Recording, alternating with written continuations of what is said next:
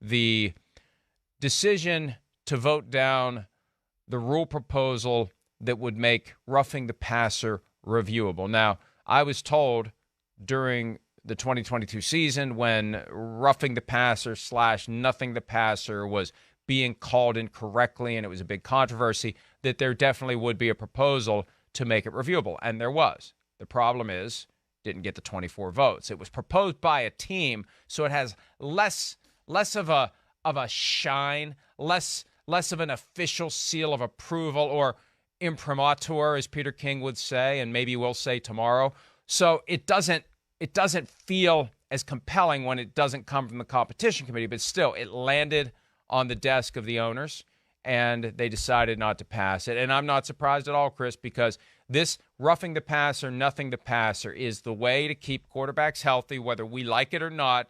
They believe this is how they keep quarterbacks healthy, so they have compelling games, so people tune in, so they can boast how many millions are watching these games, and they can make more money from the sport. It's that simple. I agree with everything you say. I'm with you. I'm not shocked either. I'm not. I mean, it's totally. I understand where they're coming from. I guess I don't know if I really understand where they're coming from. I guess I knew or expected this outcome is what I expected. That's what I'm saying. I mean, yeah. I mean, first off, I understand we want the quarterbacks and all of that, but it's gone too far. Like we've said, we've chopped off a leg of like, oh wait, we're a defensive for coach. who though? Well, gone too far for who? You've built the teams that are built around defense, right? I know. Well, what do I want to say for not for them is I want to go. What I want to do to them is go. Tell me when this was a problem in the history of the NFL with the quarterbacks being hurt and nobody watching TV to watch the games. At what point did that ever happen? Never. It's an overcorrection of a correction of bullcrap. That's what it is. It's a bunch of people who didn't play football who just look at numbers and go, well, I want to protect him. I don't know. This guy got hurt. I don't know. It's overdone. And, I know there's the competition committee looked at it and said, 3 out of the 80 calls, right, they found that weren't roughing.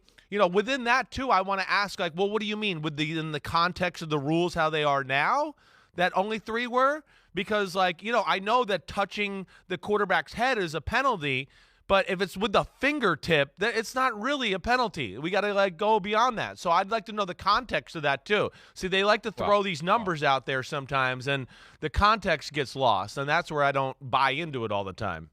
But they want it to be lost. They didn't want it to be anything other than what they wanted to tell us. It's you're just right. like the Thursday night You're stuff. Right. Once they come to the conclusion, hey, the injury rate's no different if we have 7 days between games or if we have 3 days between games. So that's not a factor. It's not an issue. Let's move on to the next thing. We get what we want.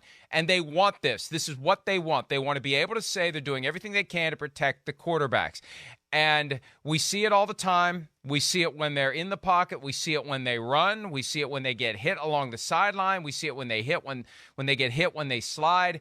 They have an oversensitivity to protecting the quarterbacks because they believe that when you start losing quarterbacks for extended period of time, you start having less attractive games, you start having a smaller audience than you otherwise would have. And for a league that is never proactive about anything, I guess I can't say that anymore. This is the one thing they're proactive about. Quarterbacks in bubble wrap, quarterbacks healthy at all costs, quarterbacks available to play in these games so we can say, Jeff Bezos, we delivered your $12.5 million or whatever it is that you feel compelled to have on Amazon. And all the other networks, too. I mean, they're trying to cater to NBC with this. They want us to have good games. They want all the games to be good. They want all the games to be as good as they can be because they want the quarterbacks to be healthy. Never mind the other positions. They don't care about the other positions as much as they care about the quarterback position. It's about preserving the health of the quarterback. And look, they can say it's and it is an inherently vulnerable position when you're going against the grain of the rush. Sure. You're stepping into the face of all these guys who are trying to get you. I get that part of it. But they are overly sensitive to it, and that's their reasoning. We can reject it, we can agree with it, we can not agree with it, we can do whatever we want. It doesn't matter. They've made this decision, so it doesn't surprise me why they won't make roughing the passer reviewable. They want that when in doubt, throw the flag. They don't want to stop the game to potentially pick up a flag and correct a mistake because I think they want to take just enough steam out of the pass rush. Like we talk about, they let Lane Johnson always leave early and other tackles leave early.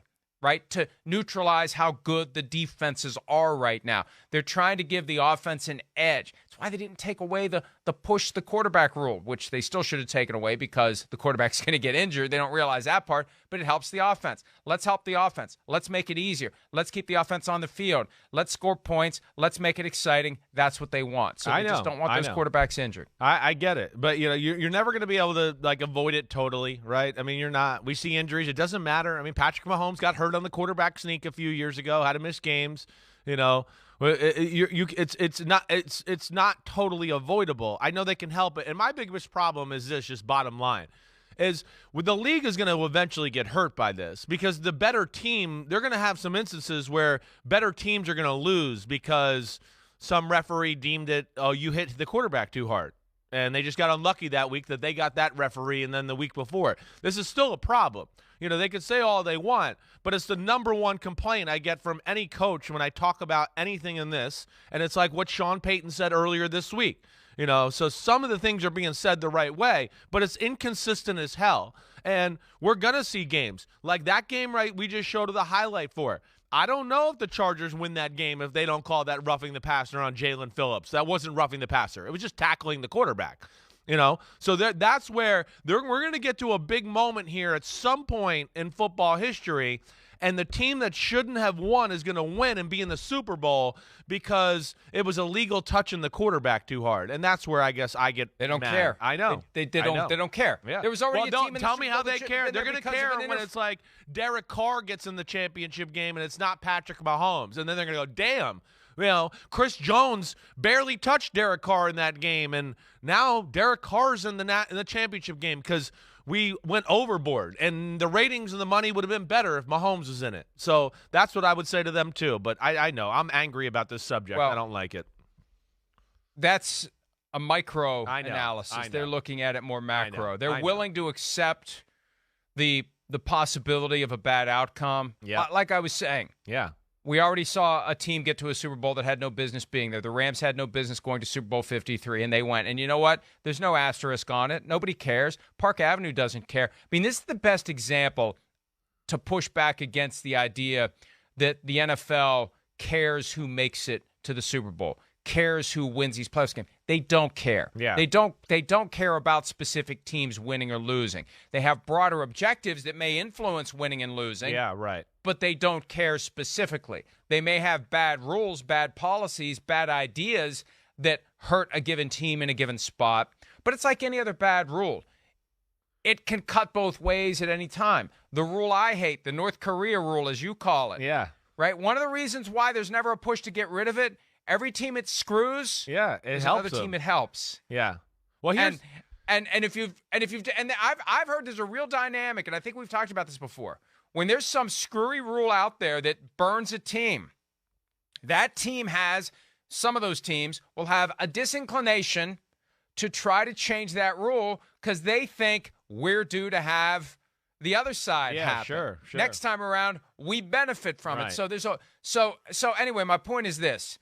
They don't care about the possibility of the wrong team advancing to the Super Bowl in one given year. Right. They care about week 1 through week 18, primetime games, always having the best quarterbacks available so they can throw their chest out the next day about how many million people watch the game. Yeah. That's it. It's that simple. Yeah, I know. Obviously, because the Super Bowl, there's probably 3 plays where the quarterback gets hit in the head and they don't call it. So I guess you're right. It's just week 1 through 18, and then the playoffs come, and then they don't care anymore. That's the other thing that bothers me.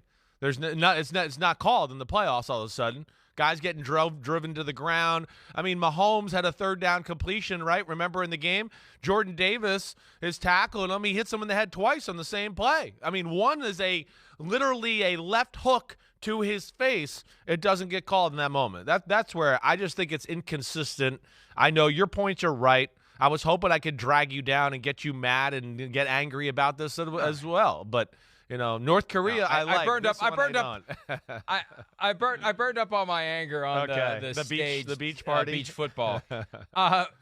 Okay, but here's where good coaching comes into play. Mm-hmm. You adapt to the reality. You accept the reality, and this is the difference between Max Crosby and Joey Bosa. Joey Bosa blows a gasket in a playoff game because he's being held. Because, what a shocker. They let offensive linemen hold the superior athletes who are trying to get to the quarterback and hit them and possibly hurt them. Not that they're trying to hurt them, but you get my point. Yeah. They let the offensive linemen leave early. So after a game of dealing with offensive linemen getting into his pass block set early and holding Joey Bosa has a tantrum. Yeah. Max Crosby reacted to it a couple of weeks later, saying, I mean, that's just the way it is. Yeah. So the coaches have to adapt. They have to come up with something around. The quarterback push play, that's the rule. That's the way it is. So the defenses have to come up with a way to deal with it. That's just the way it is. So I think instead of huffing and puffing about it, these coaches need to figure out how to maximize their advantage within this environment. I'm glad you're going down this road. That's the exact I think that's part of the problem, though. Some of them are being coached the right way. We can go through a number of plays last year where you go, no, like the Chris Jones, Derek Carr play. He landed on his own all four and didn't touch Derek Carr. He did everything right. They called the penalty and almost lost the game because of it, right? They taught him the right. I'm just saying there's a lot of instances of being taught the right way, and it still gets called wrongly.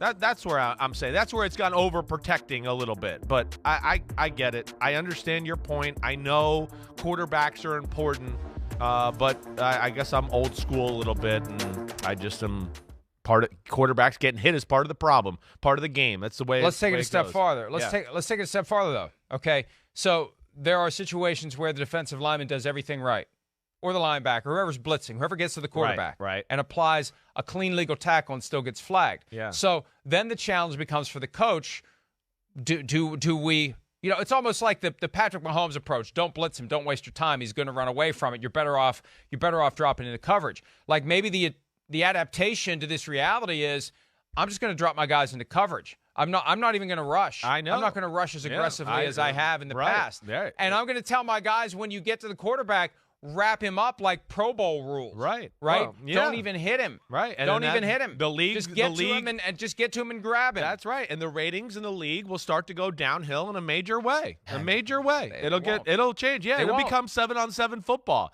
People won't watch it if it goes too far. They're dancing on a fine line here.